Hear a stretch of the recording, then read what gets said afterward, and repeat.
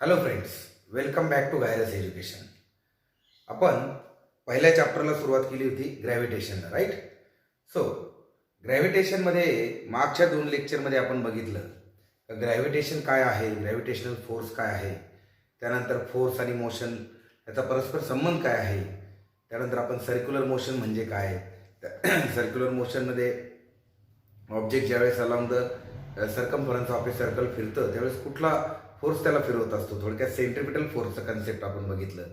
त्यानंतर आपण uniform circular motion, न्यूटनचा ग्रॅव्हिटेशनचा लॉ, केप्लर्सचे लॉज, हे सर्व टॉपिक्स आपण मागच्या 2 लेक्चर्समध्ये कव्हर केले, राईट?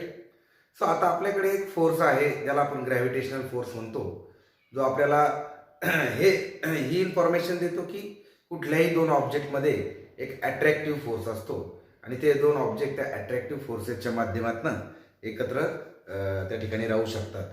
आता आपण पृथ्वीच्या बाबतीत बघत आलो आहे. आपलं रोजचं ऑब्झर्वेशन आहे की पृथ्वीच्या सरफेसवरून आपण कुठलीही वस्तू जर वर फेकली तर ती खाली पडते, राईट? ठीक आहे. तुम्ही स्ट्रेट सरळ व्हर्टिकली वर फेका किंवा तुम्ही इन्क्लाइन डायरेक्शनमध्ये फेका, अल्टिमेटली इट फॉल्स डाऊन. मग आता यात एक्झॅक्टली काय आहे तर ते आता आपल्याला ह्या लेक्चरमध्ये समजून घ्यायचं आहे.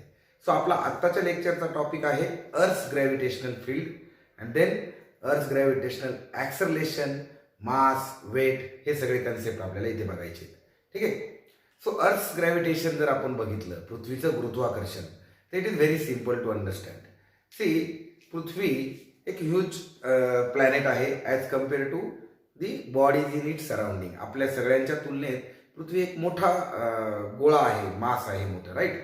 त्यामुळे होतं काय, एक युनिव्हर्सल नियमाप्रमाणे there is force of attraction between any 2 masses, whether it is large planet or whether it is small mass.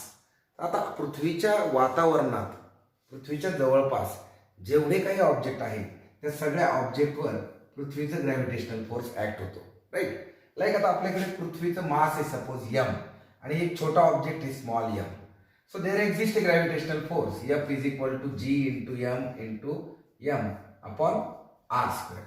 आता इथे आपण आर म्हणजे अर्थची रेडियस मानली आणि हे डिस्टन्स कम्पॅरेटिव्हली रेडियसच्या तुलनेत फार कमी आहे. रेडियस पृथ्वीची जवळपास 6400 किलोमीटर इतकी आहे. सो त्या तुलनेत सरफेसवरचं किंवा सरफेसवरून काही मीटर काही किलोमीटर अंतरावर ऑब्जेक्ट जर असेल तर आपण ते जवळपास आर इतकं मानतो. तर हा जो फोर्स आहे, this is the force exerted by earth on each of us, right? आता जर आपण यामध्ये पृथ्वीचं मास, त्यानंतर आपलं त्या वस्तूचं मास आणि बाकीच्या जर व्हॅल्यूज टाकल्या जी आणि आरच्या, so you will find that very large amount of force is exerted by the earth on the objects, right? आणि त्यामुळे काय होतं, ते ऑब्जेक्ट वर जरी फेकलं तरी पुन्हा ते पृथ्वीकडेच खाली पडतं, पृथ्वीकडे अट्रॅक्ट होतं. So that is the reason behind the things falls down, right? Again what we see, आपण म्हणतो की ग्रॅव्हिटेशनल फोर्स 2 मासेसमध्ये आहे, राईट? मग आता आपल्या आजूबाजूला वस्तू असतात, मग आपणही मास आहोत किंवा त्या वस्तू एकमेकात अट्रॅक्ट व्हायला पाहिजे, एकमेकाकडे खेचल्या जायला पाहिजे, पण तसं होत नाही. त्याचं कारण सिंपल आहे, हा जी. आपण जीची किंमत काय बघितली? जीची किंमत आहे 6.67 इंटू 10⁻11 न्यूटन मीटर स्क्वेअर पर किलोग्रॅम स्क्वेअर. ठीक आहे. आता सपोज आपण एखादी वस्तू घेतली, एखादी वस्तू कन्सिडर करा, 50 किलो, 60 किलो, 100 किलोची एखादी वस्तू आपण कन्सिडर केली. आता पृथ्वीचं मास जवळपास 6 × 10⁻24 किलोग्रॅम इंटू त्या वस्तूचं मास घ्या suppose 50, right? Divided by distance घ्या 6.4 इंटू 10⁻7 त्याचा स्क्वेअर आणि जीची व्हॅल्यू जर टाकली आपण तर ती 6.67 इंटू 10⁻11. आता हे जर कॅल्क्युलेशन केलं आपण, हा 10⁻14 वरती गेल्यानंतर त्या ठिकाणी किती होईल, तो 10⁻14. ठीक आहे. सी, ओव्हरऑल कॅल्क्युलेशनमध्ये here it should be 34. So overall calculation मध्ये you will find that हा सगळा जो फोर्स आहे, हा फोर्स 10⁻⁴ च्या ह्याच्यात जर बघितला आपण, so it is almost 10⁻, I think जर आपण बघितला तर तो येईल ऑलमोस्ट 9-10चा त्याला पॉवर येईल, राईट? ठीक आहे. आपण जर एक्झॅक्ट फिगर टाकल्या तर मग इतका लार्ज अमाऊंट ऑफ फोर्स पृथ्वी त्या वस्तूवर प्रयुक्त करत असते. त्यामुळे साहजिक आहे आपल्याला आपल्यातलं अट्रॅक्शन जाणवत नाही, which is very very negligible as compare to the force exerted by the earth on the object. मग दॅट इज द रिझन सगळ्या वस्तू ह्या पृथ्वीकडे अट्रॅक्ट होतात. आता ह्या कुठपर्यंत, मग पृथ्वीपासून एक ठराविक किलोमीटरपर्यंत जोपर्यंत तिच्या ग्रॅव्हिटेशनल फोर्सचा प्रभाव आहे तोपर्यंत ह्या वस्तू पृथ्वी अट्रॅक्ट करते. एकदा का ती वस्तू पृथ्वीच्या ग्रॅव्हिटेशनल फील्डच्या बाहेर गेली then it is not attracted by the earth. But for that त्याला आपल्याला त्या प्रमाणात एनर्जी द्यावं लागते. ती वस्तू पृथ्वीच्या ग्रॅव्हिटेशनल फील्डपासून एस्केप व्हायला पाहिजे. असो, आपला टॉपिक काय आहे का अर्थचं ग्रॅव्हिटेशनल फील्ड समजून घ्यायचं. सो सिंपल आहे, थेरॉटिकल टॉपिक आहे की पृथ्वी प्रत्येक वस्तू तिच्या स्वतःकडे खेचते, whether it is thrown vertically upward और whether it is thrown in incline direction और व्हॉट एव्हर. आता असं जर असेल तर मग पृथ्वीभोवती चंद्र किंवा आर्टिफिशियल सॅटेलाइट फिरताना आपण बघतो, मग ते पृथ्वीवर का पडत नाही हा प्रश्न बऱ्याच विद्यार्थ्यांना पडतो. राईट. चंद्र जर पृथ्वी आणि चंद्रामध्ये ग्रॅव्हिटेशनल फोर्स आहे आणि जर तो स्ट्रॉंग आहे तर चंद्र पृथ्वीवर पडायला पाहिजे किंवा आपण सोडलेला सॅटेलाइट देखील पडायला पाहिजे. पण तसं होत नाही. त्याचं सिंपल कारण आहे की पृथ्वीभोवती फिरणारे जे काही नॅचरल किंवा आर्टिफिशियल सॅटेलाइट आहे त्याला एक टँजेन्शियल वेलॉसिटी असते. राईट. मग आपण जर बघितलं तर टँजेन्शियल वेलॉसिटी म्हणजे आपण त्याचं डिस्प्लेसमेंट जर टँजेन्शियल डायरेक्शनने घेतलं तर फोर्स आणि डिस्प्लेसमेंट एकमेकांना परपेंडिक्युलर आहे. मग त्या ठिकाणी फोर्सला काहीही वर्क करता येत नाही. त्यामुळे हा जो ग्रॅव्हिटेशनल फोर्स आहे it cannot do any work on that object and हे that object will not fall as long as it will keep rotating around the earth. Right. मग आता ते जर रोटेट व्हायचे थांबले तर कदाचित ते त्याच्यावरती पृथ्वीवरती पडू शकतात. Right. So that is the reason because they have tangential velocity they will not fall on the surface of the earth. बाकी रेस्ट ऑफ दी बॉडीजसाठी प्रत्येक बॉडी ही पृथ्वीच्या सरफेसवर खाली पडते. मग आता त्या बॉडीवर पृथ्वीने अप्लाय केलेला जो फोर्स असतो त्याला आपण F is equal to GMM upon R² असा फॉर्म्युला तयार केला on the basis of Newton's law of gravitation. आता आपण जर न्यूटनचा दुसरा नियम बघितला, न्यूटनचा सेकंड लॉ काय आहे का whenever there is a force we can also state that force is equal to mass into acceleration. म्हणजेच हा जो ग्रॅव्हिटेशनल फोर्स आहे जो पृथ्वीवर एखाद्या वस्तूवर ऍक्ट होतो, right, due to the gravitational force it must be producing some acceleration in the body. Right. मग ते जे ॲक्सलरेशन आहे which is produce by the gravitational force त्याला आपण म्हणतो acceleration due to gravity. Acceleration due to gravity त्याला आपण denote करतो स्मॉल जी ने. मग आता वस्तूमध्ये ग्रॅव्हिटेशनल फोर्समुळे जर जी इतकं ॲक्सलरेशन डेव्हलप होत असेल तर मग तो force F is equal to काय आला पाहिजे mg. Right. Mass into acceleration. आणि यालाच आपण काय म्हणतो weight of the object. Now this weight and this gravitational force are one and the same. म्हणजे पृथ्वीवर अस्तित्वात असणाऱ्या जे काही मासेस आहे त्या सगळ्या मासेसचं वेट म्हणजे काय gravitational force exerted by the earth on that mass. लक्षात आलं. So that is the reason. आता सी तुमच्या पुस्तकात या टॉपिकमध्ये आपण जर बघितलं अर्थ ग्रॅव्हिटेशनमध्ये सो त्यांनी आपल्याला ही थिअरी थोडक्यात एक्सप्लेन केलेली आहे की प्रत्येक वस्तू पृथ्वीकडे अट्रॅक्ट होती परंतु जी वस्तू पृथ्वीभोवती फिरते ती वस्तू मात्र पृथ्वीवर पडणार नाही कारण त्याला टँजेन्शियल वेलॉसिटी असते. त्यानंतर पृथ्वी आणि कुठल्याही वस्तू म्हणला जर आपल्याला ग्रॅव्हिटेशनल फोर्स काढायचा असेल तर न्यूटनच्या लॉचा उपयोग करून आपण तो काढू शकतो. त्या व्यतिरिक्त अर्थ ग्रॅव्हिटेशनल ॲक्सलरेशनची आपल्याला इथे डेफिनेशन मिळते. Acceleration produce by the gravitational force is called as gravitational acceleration or acceleration due to gravity it is denoted by small g. आता बोर्डाला जर प्रश्न आला define acceleration due to gravity तर उत्तर काय लिहायचं त्याचं the acceleration produce in the body due to gravitational force is called as acceleration due to gravity. आता आपण त्याच्यासाठी फॉर्म्युला तयार करू पण तत्पूर्वी त्याचं युनिट समजून घेऊ. सो ॲक्सलरेशन ड्यू टू ग्रॅव्हिटीचं युनिट काय आहे मीटर पर सेकंड स्क्वेअर. आता बाकीच्या फिजिकल क्वांटिटी प्रमाणे हे ॲक्सलरेशन ड्यू टू ग्रॅव्हिटी ही सुद्धा काय आहे वेक्टर क्वांटिटी आहे पण हिला जनरली दोनच दिशा असतात, एक व्हर्टिकली अपवर्ड आणि दुसरी व्हर्टिकली डाऊनवर्ड. राईट. एक तर वस्तू आपण खालून वर फेकतो त्यावेळेस ॲक्सलरेशन ड्यू टू ग्रॅव्हिटीची दिशा निगेटिव्ह असते म्हणजे विरुद्ध असते आणि ज्यावेळेस ती वरतून खाली येते त्यावेळेस ते पॉझिटिव्ह असते कारण वरतून खाली येताना ती फोर्सच्या दिशेने ॲक्सलरेशन ॲक्ट होत असतं आणि खालून वर जाताना फोर्सच्या विरुद्ध दिशेने ते ॲक्ट होत असतं. राईट. सो हे झालं त्याचं बेसिक. आता आपण त्याचा फॉर्म्युला करूया. समजा आपल्याला परीक्षेला प्रश्न विचारला का obtain the expression for acceleration due to gravity किंवा derive the formula for acceleration due to gravity. तर फार सिंपल आहे. सपोज आपल्याकडे मास m ची एक वस्तू आहे. Let m be the mass of object which is on the surface of earth. let r be the radius of earth, capital M be the mass of earth, g be the universal gravitational constant, then the gravitational force between object and earth is F is equal to G M upon R square. This is equation number 1. ठीक आहे. So हा आपण कसा काढला? By using Newton's law of gravitation. And weight of object is W is equal to mg. नाव आताच मी तुम्हाला सांगितलं की पृथ्वी प्रत्येक वस्तूला आपल्याकडे अट्रॅक्ट करते आणि तो जो फोर्स आहे त्यालाच आपण म्हणतो weight. Now this weight is nothing but the gravitational force. म्हणून आपण इक्वेशन 1 आणि 2 जर इक्वेट केले तर आपल्याला फॉर्म्युला काय मिळेल? mg is equal to gm upon r square and therefore g is equal to gm upon r square. ठीक आहे. So this is the formula for acceleration due to gravity on the surface of earth. Right? So 2 मार्काचा किंवा 3 मार्काचा काय असेल तो प्रश्न कसा तयार होतो? का define acceleration due to gravity and derive the formula for the same. So acceleration due to gravity is defined as the acceleration produced in the body due to the gravitational force is called as acceleration due to gravity. To derive its formula, let us consider an object of mass m resting on the surface of earth.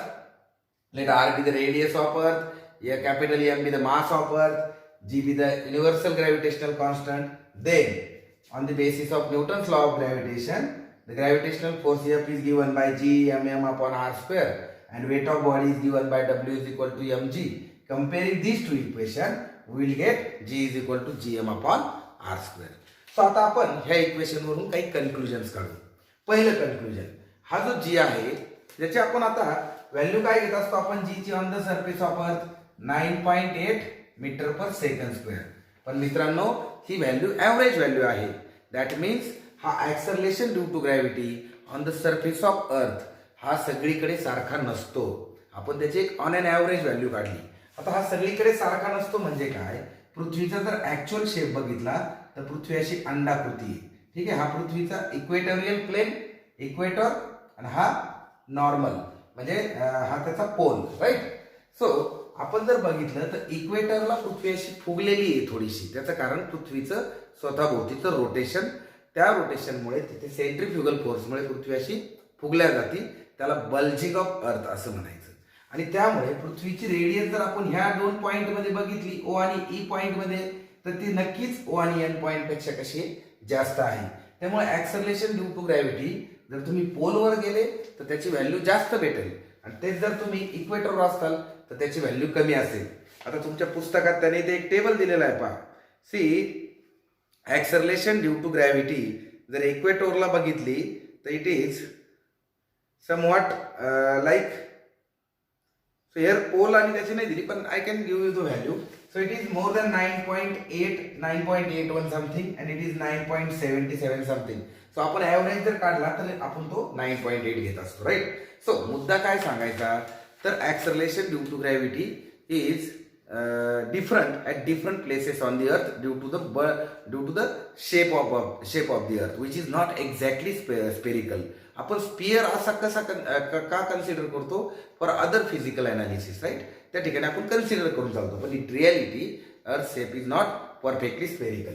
So आपल्याकडे formula आहे GM upon r square. आपण याच्यावरती conclusion discuss करत होतो. So conclusion फार सोपा आहे मित्रांनो. सी हा कॅपिटल जी जो आहे that is universal constant.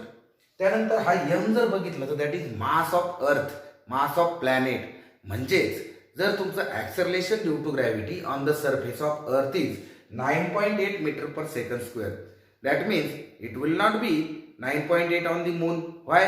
Because the mass of moon will be different. मग आता mass of moon is less than mass of earth, that means acceleration due to gravity on the moon may be different and it is 6.67 something because moon is a small planet, right, and it is lighter than the earth. त्याचं मास अर्थ पेक्षा कमी आहे. So थोडक्यात सांगायचं काय तर acceleration due to gravity depends upon mass of planet. Right.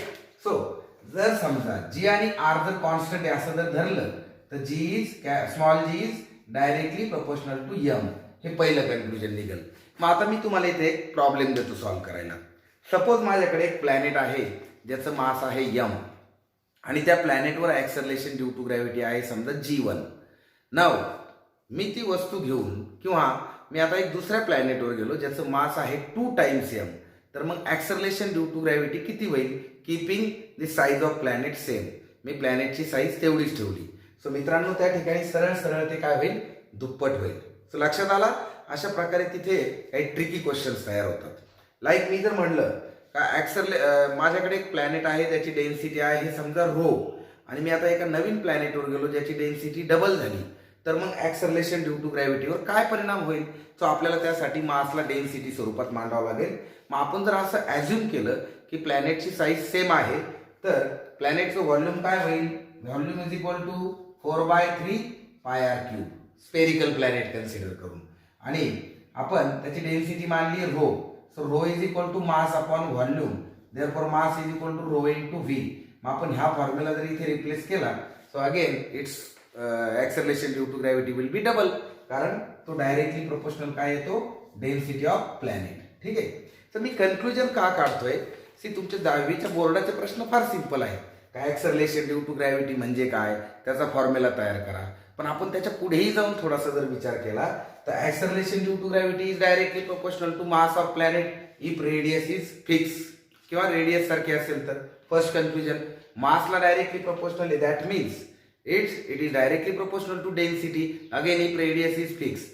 Now if radius is not fixed, if radius of planet is not fixed, then in such a case आपण जर थोड्या वेळाकरता g आणि m कॉन्स्टंट केला आणि radius जर varying ठेवली तर in that case g is directly proportional to 1/r², म्हणजे g is inversely proportional to radius square.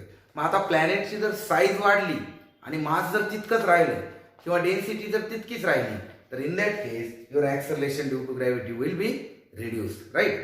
But if size and mass both are changing, then acceleration due to gravity will change as per the formula, right? So this is what should be concluded out of this acceleration due to gravity. ठीक आहे.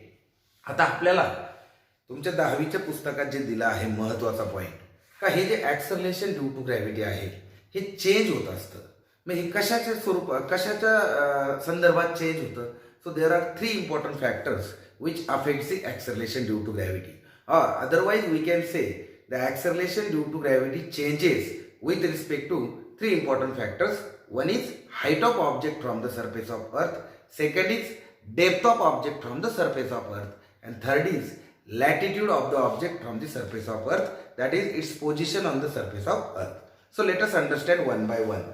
आता 10वीच्या पुस्तकात तुम्हाला इथे just theory दिलेली means you don't need to derive any formula with respect to height, depth or latitude.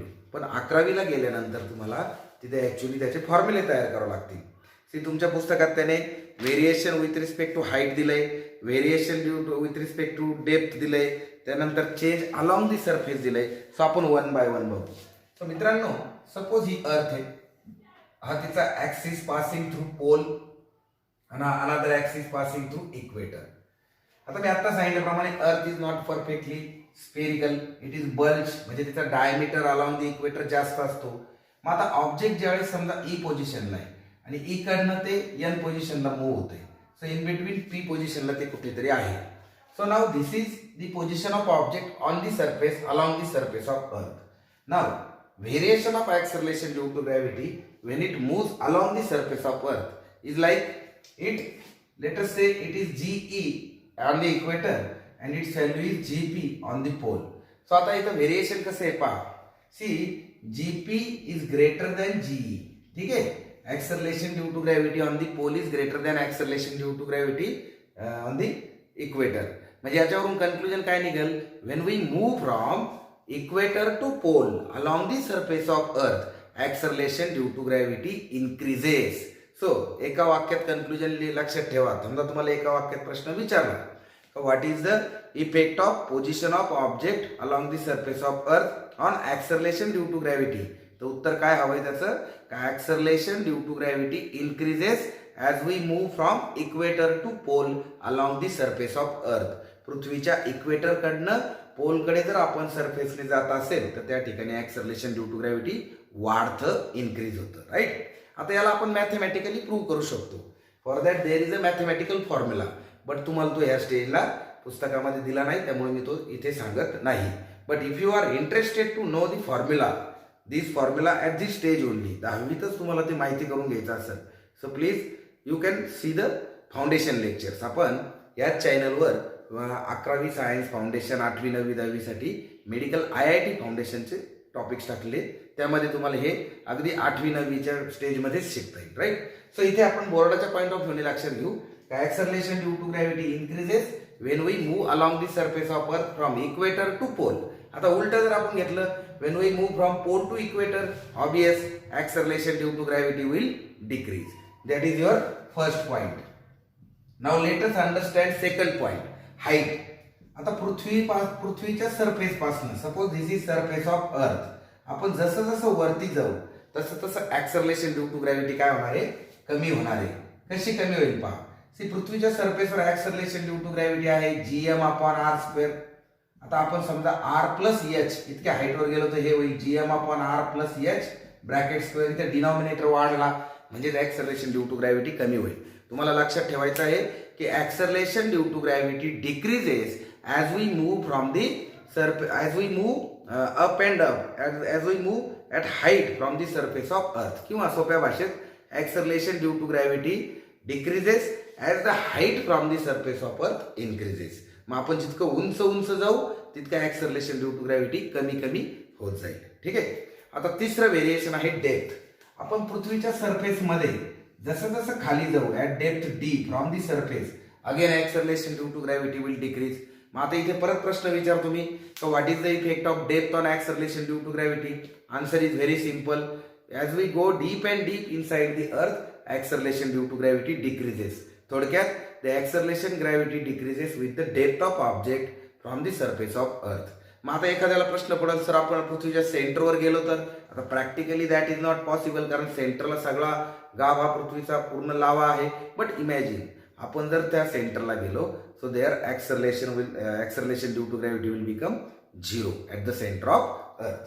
So this is the variation of g with respect to surface movement on the surface, height and then depth. The movement on the surface ला आपण actually latitude म्हणत असतो, right.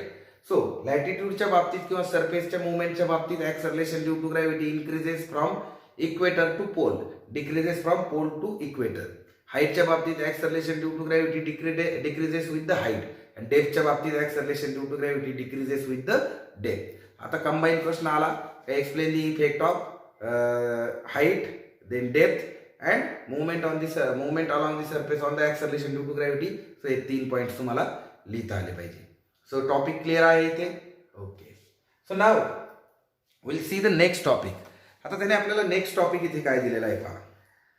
C, next topic त्याने आपल्याला दिला आहे या ठिकाणी, अर्थ ग्रॅव्हिटेशन आणि व्हेरिएशन ऑफ जी नंतर मास ऑफ अर्थ, मास अँड वेट, ह्या 2 फिजिकल क्वांटिटी. ठीक आहे. पण तत्पूर्वी इथे आपल्याला थिंक अबाउट इट मध्ये 2 प्रश्न त्याने विचारलेले आहेत. सो मित्रांनो, प्रश्न आपण समजून घेऊ.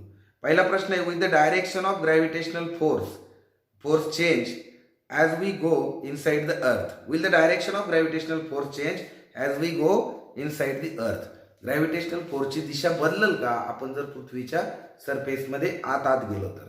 सी मित्रांनो, gravitational force is a force of attraction between 2 object and it acts along the line joining the centre of 2 object. आपण पृथ्वीच्या सरफेसच्या जसं जसं आतमध्ये जाऊ, म्हणजे जवळ जाऊ सेंटरच्या, तो ग्रॅव्हिटेशनल फोर्स अर्थातच तिथे कमी होईल, कारण ग्रॅव्हिटेशनल ऍक्सलरेशन कमी होतंय तिथं. पण it will always directed towards the centre of earth, right. So त्याची दिशा बदलणार नाही. Then what will be the value of g at the centre of earth? At the centre of earth मी आता सांगितल्याप्रमाणे जीची व्हॅल्यू 0 होईल, 0 होईल. आता इथे तुम्हाला टेबल दिलेला आहे, त्यामध्ये तुम्हाला प्लेस, हाईट आणि ऍक्सलरेशन ड्यू टू ग्रॅव्हिटीची किंमत दिली. लाईक सरफेसवर, पृथ्वीच्या सरफेसवर ॲव्हरेज व्हॅल्यू आहे 9.8. माउंट एव्हरेस्टवरती आहे 9.8. अगेन त्याची हाईट आपण 8.8 किलोमीटर घेतली फ्रॉम द सरफेस. देन माणसाने जो बलून बनवलेला असतो, एअर बलून जो वर जातो, तो मॅक्झिमम 36.6 किलोमीटरपर्यंत जाऊ शकतो. त्या ठिकाणी ॲक्सलरेशन ड्यू टू ग्रॅव्हिटी होतं 9.77. देन वेदर सॅटेलाईटची हाईट असते 400 किलोमीटर, त्या ठिकाणी ॲक्सलरेशन ड्यू टू ग्रॅव्हिटी असतं 8.7. आणि जर आपण कम्युनिकेशन सॅटेलाईटमध्ये जर गेलो म्हणजे 35,700 किलोमीटरवर, तर त्या ठिकाणी ॲक्सलरेशन ड्यू टू ग्रॅव्हिटी एकदम कमी म्हणजे 0.225 मीटर पर सेकंड स्क्वेअर इतकं कमी होतं. म्हणजे ते हाईटनुसार कमी होत असतं. ठीक आहे. Now let us understand the terms mass and weight of the object. See मित्रांनो, मास ऑफ ऑब्जेक्ट म्हणजे काय? It is a fundamental physical quantity, जे जनरली आपण एम ने डिनोट करतो. तिचं एसआय युनिट लिहितो आपण kilogram. So, mass of object is a kilogram, its unit is kilogram, and it is nothing but it is the representative of the content in the matter, right? Content of matter in the object. See, एखाद्या ऑब्जेक्टमध्ये किती matter भरलेला आहे हे सांगणारी physical quantity म्हणजे मास. मग तिचं फिजिकल सिग्निफिकन्स काय? तर वस्तूचा जडपणा किंवा वस्तूचा हलकेपणा म्हणजे हेवीनेस और लाईटनेस ते आपल्याला मासहून लक्षात येते. साहजिक आहे. आता सपोज हा पेन 10 ग्रॅमचा आहे, प्लास्टिकचा आहे. आता हाच जर लोखंडाचा पेन असेल आणि 100 ग्रॅमचा असेल तर we feel weight, right? We feel heavy, right? So that is what the role of mass. Again it represents the inertia of a body. So anyway, mass is a fundamental physical quantity which represents the content of matter. SI unit is kilogram and in other system unit is gram or pound, right? आता weight म्हणजे काय? आता मासच्या बाबतीत सगळ्यात महत्त्वाची गोष्ट का mass remains constant everywhere, it remains constant. हा पेन 10 ग्रॅमचा आहे पृथ्वीवर, so it will be 10 gram only on moon और ऑन एनी अदर प्लॅनेट और at any place in the universe. So that is about mass. Now let us understand weight. So weight is nothing but the gravitational force exerted by the earth on the object and which is न्यूटनच्या फॉर्म्युल्यानुसार mass into acceleration that is mg, right? Gravitational फोर्सचा theoretical formula काय असतो? Gmm/r². आणि न्यूटनच्या लॉचा उपयोग केला तर तो काय होईल? Force is equal to mass into acceleration. त्यामुळे वेट इज इक्वल टू आपण काय लिहितो? mg. वेटचं युनिट काय असतं? न्यूटन. आणि प्रॅक्टिकल युनिट किलोग्रॅम वेट आपण असंही लिहितो. kg वेट असंही आपण कधी कधी ते लिहित असतो. जर असं लिहिलेलं असेल तर आपण त्याला 9.8 ने मल्टिप्लाय केलं की ते न्यूटनमध्ये कन्वर्ट होईल, right? So this is about mass and weight. ठीक आहे. तर या ठिकाणी आपला चॅप्टरचा बराचसा भाग कव्हर झाला आहे. सो आपण नेक्स्ट लेक्चरमध्ये या आत्तापर्यंत झालेल्या भागावरती न्यूमरिकल घेणार आहोत. आणि मग शेवटचे जे 2 पॉईंट आहेत चॅप्टरचे त्यामध्ये basically free fall of object आणि ग्रॅव्हिटेशनल पोटेन्शियल एनर्जी हे 2 भाग आहेत. ते मी पुढच्या लेक्चरमध्ये शिकवल. But in next lecture I am going to conduct the numerical on the completed topic. आत्तापर्यंत झालेल्या भागावरती मी तुमचे न्यूमरिकल सॉल्व्ह करून घेणार आहे आणि तुम्हाला बोर्डासाठी महत्त्वाचे प्रश्न काय असतील आत्तापर्यंतच्या शिकवलेल्या पोर्शनमधून ते सांगणार आहे. So don't miss the lecture, subscribe the channel, right? See these are the free lectures for 10th standard students. आणि यातून जर तुम्हाला आणखी काही एक्स्ट्रा हवे असेल लाईक ग्रॅव्हिटेशनचा same topic I am also going to teach in foundation lecture for IIT and medical entrance. So you can also view those videos, right? So मी हुशार मुलांना आवर्जून इथे सजेस्ट करेन की फक्त बोर्डाच्या पॉईंट ऑफ व्ह्यूने विचार करू नका. चॅप्टर फार सोपा आहे आणि मूलभूत आहे. तो पुढं पण आपल्याला कंटिन्यू शिकायला आहे. 12वीपर्यंत त्याचा बेस आहे. त्यामुळे हे छोटे छोटे टॉपिक्स आहेत. याच्यावर प्रश्न उत्तरं तयार करा, समजून घ्या आणि न्यूमरिकल सॉल्व्ह करा. थँक्यू.